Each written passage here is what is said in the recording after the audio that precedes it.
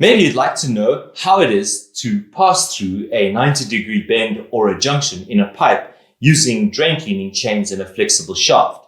In this video, we're going to talk a little bit about that. You see, a chain, a good quality chain, will always be well balanced.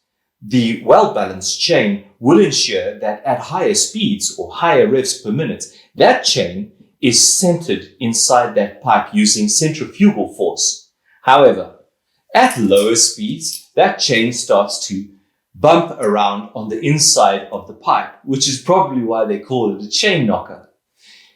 When you reach a junction, all you need to do is reduce your revs per minute, and that bouncing around will help the chain to slip around the 90-degree bend and get you moving in another direction.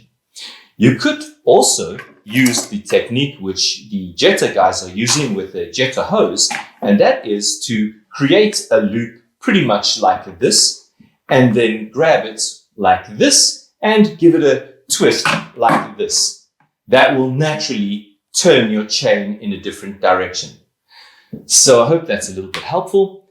If you have any other questions, give us a shout. We're always happy to help. Have a nice day. Ciao.